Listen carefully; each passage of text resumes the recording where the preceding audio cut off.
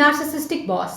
अस्सलाम वालेकुम जी, मैं हूँ डॉक्टर ताहिरा रुबार। मैं एक माहिर नफ्सियात होने के साथ साथ कॉर्पोरेट वैल्यूज एक्सपर्ट हूँ और रिलेशनशिप थेरेपिस्ट हूँ। विवर्स, काम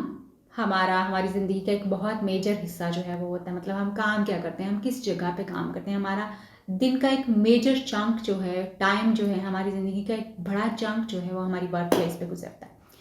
और अगर वर्क प्लेस जो है बहुत शानदार किस्म की हो तो उसका इम्पैक्ट हम देखते हैं ट्रिकल डाउन भी करता है और हमारी अपनी शख्सियत के ऊपर भी उसका बड़ा पॉजिटिव इफेक्ट होता है। वही इफेक्ट हम अपने घर भी लेके जाते हैं, जिससे हमारा स्पाउस, हमारे घर वाले जो खुश भी होते हैं और हमारे बच्चों की ग्रोथ भी बहुत पॉजिटिव होती है। बट अगर हमारा वर्क प्लेस जो है बहुत टॉक्सिक हो तो वो टॉक्सिसिटी हम वेयर करते हैं, हमारी शख्सियत में वो नज़र आती है, हमारे रिलेशनशिप्स में वो नज़र आती है, फिर वो ट्रिकल डाउन करती हुई हमारे घरों पे पहुंचती है, हमारे बच्चों तक पहुंचती है। यानी ये सिर्फ ऑफिस में ख़त्म नहीं होती। इसको हम ऑफिस में ख़त्म कैसे कर सकते हैं, इसके ऊपर मैं ज़रूर एक और वीडियो करूँगी। बट आज जो हम बात करने वाले हैं वो हम नार्सिसिस्टिक बॉसेस की बात करना चाहते हैं। हमने देखा है कि बॉस जो होता है वो एक बहुत इंपॉर्टेंट फिगर होता है किसी भी ऑर्गेनाइजेशन का, क्योंकि we look up to them. हम उनको चाहते हैं कि वो हमारे लिए रोल मॉडल्स बने, हमारे लिए वो हमें एडमायर भी करें, अप्रिसिएशंस भी हों, और हमारी तरक्की में उनका एक इम्पॉर्टेंट रोल जो है वो होना चाहिए। अनफॉर्चुनेटली लैक ऑफ प्रोफेशनलिज्म जो है पाकिस्तान में काफ़ी ज़्यादा पाया जाता है, और बहुत सारे प्रोफेशनल एथिक्स जो कि लोगों को आमतौर पे फॉलो करने चाहिए वो हमें नज़र नहीं आते और वो उसकी ज़रूरत समझते भी नहीं लोग। एंड देन जो है टॉक्सिसिटी और हमारा प्रोफेशनलिज्म जो है वो इस तरह का हमारी वर्क प्लेसेस के ऊपर जो है वो डेवलप हुआ है कि लोगों का वेलबींग जो है उसको अंडरस्टैंड करना, उसको रिस्पेक्ट करना, उसको एक ऐसा इन्वायरमेंट क्रिएट करना जहाँ पे लोग अपने वेलबींग को अच्छे तरीके से कैरी कर सकते हैं या पॉजिटिवली कैरी कर सकते हैं या उसको प्रैक्टिस कर सकते हैं। वो इन्वायरमेंट हम देखते हैं कि बहुत ज़्यादा नापैद है। पाकिस्तान के जितना भी कॉर्पोरेट कल्चर है, रेयरली आपको ऑर्गेनाइजेशंस मिलेंगी जहाँ पे वेलबींग को बहुत ज़्यादा फोकस किया जाता है, जहाँ पे लोगों की मेंटल हेल्थ को बहुत ज़्यादा फोकस किया जाता है, जहाँ पे उनके वर्क लाइफ बैलेंस के ऊपर जो है बहुत ज़्यादा बात की जाती है। सो हमारे बॉसेस भी इसी तरह से, सिंस वो इसी कल्चर का हिस्सा होते हैं, तो वो भी उस तरह से ट्रेन नहीं होते। नार्सिसिस्टिक लोग जो होते हैं आम रूटीन में भी, अगर वो हमारे पेरेंट्स हैं, हमारा स्पाउस है, फ्रेंड्स हैं, बहन भाइयों में कोई है, या कोई और जो है XYZ जिससे हमारा इंट्रैक्शन हो रहा है, अगर वो हो, आम जिंदगी में भी उनके साथ डील करना बहुत मुश्किल हो जाता है। But if they are are bosses then it's the terrible situation. बहुत मुश्किल और चैलेंजिंग सिचुएशन होती है टू डील विद, क्योंकि ऑफकोर्स मैंने जैसे कहा कि हमारी ज़िंदगी का एक बड़ा चंक जो होता है टाइम का, वो हम अपने ऑफिस में गुजारते हैं, अपने वर्क प्लेस पे गुजारते हैं, और वर्क प्लेस की एनर्जी को लेके हम अपने घर जाते हैं और फिर वो ट्रिकल डाउन करती है। अगर आपका बॉस नार्सिसिस्टिक हो, यानी खुद पसंद हो, जिसमें खुद पसंदी बहुत ज़्यादा हो, जिसकी पहचान आप इस तरह से कर सकते हैं कि यूजुअली जो नार्सिसिस्टिक बॉसेस होते हैं उनमें मैं बहुत ज़्यादा होती है, यानी मैं इस तरह से, मैं उस तरह से, मुझे चीज़ें इस तरह से पसंद हैं, मेरी प्रायोरिटीज़ जो हैं वो ये हैं, मुझे वर्क जो है इस लेवल का जो है वो चाहिए। And usually you will see कि they will never appreciate others. दूसरों को कभी जो है वो अप्रिशिएट नहीं करेंगे, और उनको खुद को जो है, अपनी मैं को जो है वो, उनकी ईगो को मसाज करना जो बहुत ज़्यादा ज़रूरी उनको फील होता है, और वो लोग करते भी हैं,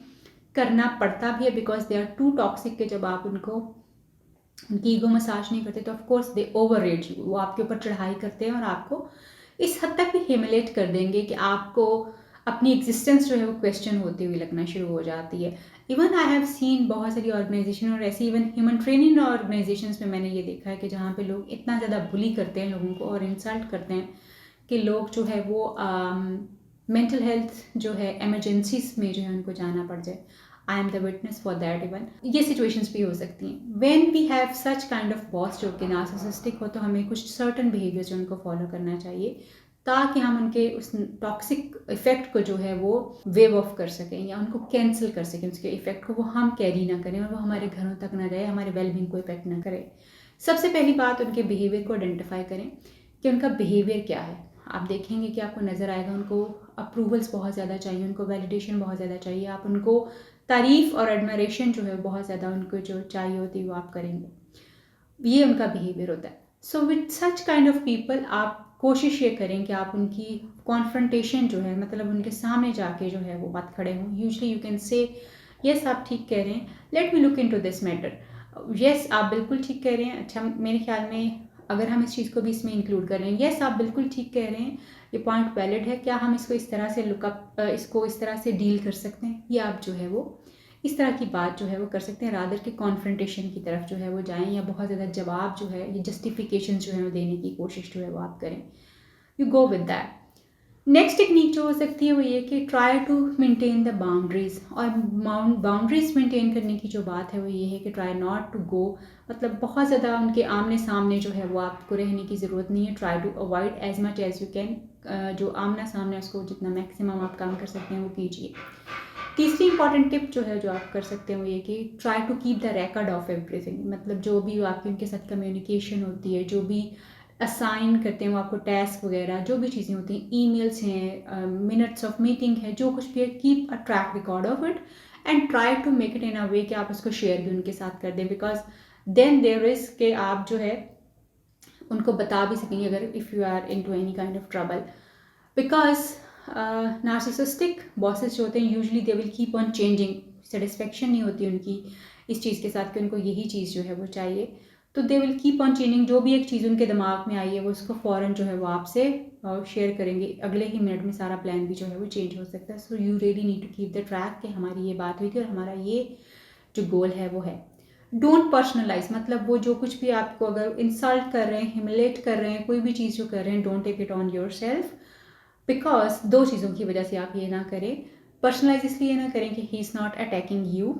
he is attacking that behaviour जो कि गलत हुआ है, या वो उसकी एज पर एक्सपेक्टेशन जो है वो नहीं है। दूसरी रीज़न जो है वो ये है कि you know that person as where he is coming from, मतलब वो बंदा कहाँ से आ रहा है, उसका उसका अपना प्रॉब्लम क्या है। It's not you who is a problem, it's him और हर जो कि प्रॉब्लम है बेसिकली। और ये प्रॉब्लम सिर्फ आपको उनसे नहीं होगा, बहुत सारे लोग आपको ऑर्गेनाइजेशन में ऐसे नज़र आएंगे जो कि उनके इस बिहेवियर का विक्टिम जो है वो बन रहे होंगे। So you need to understand कि it's not you who is being subjected, it's your maybe the task or assignment, and then it's him or her own behavior जो है वो एक्चुअली इस तरह से प्रिवेल कर रहा है।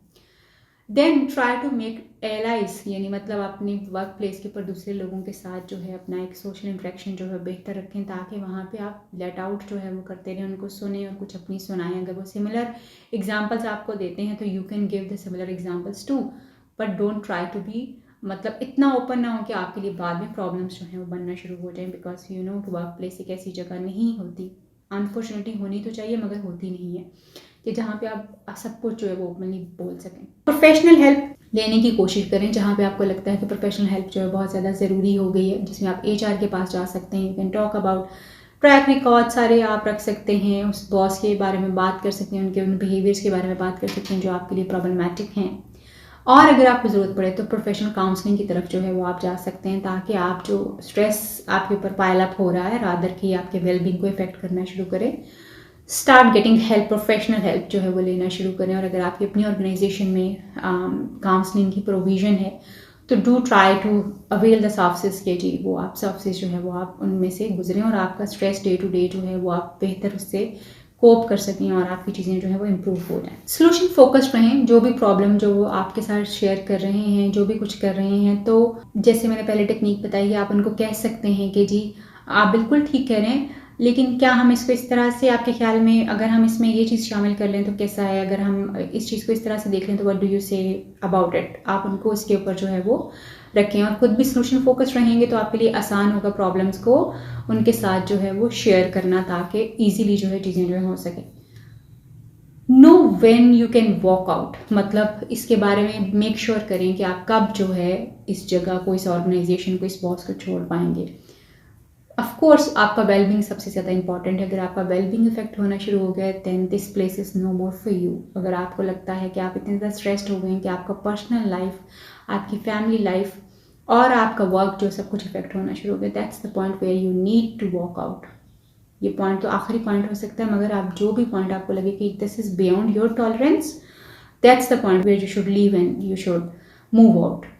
सो अपनी वेलबींग का ख्याल रखिए, और आपकी वेलबींग का ख्याल रखना आपकी अपनी जिम्मेदारी है। If you are learning new things जो कि आपको आपके वर्क प्लेस के ऊपर हेल्प कर सकती हैं, डू लर्न दैट, ताकि आप ज़्यादा से ज़्यादा प्रोडक्टिविटी की तरफ जाएं और वर्क प्लेस का स्ट्रेस जो है वो आपको कम से कम इफेक्ट कर सकें। ख्याल रखिए, आपसे फिर मुलाकात होगी। अल्लाह हाफ़िज़।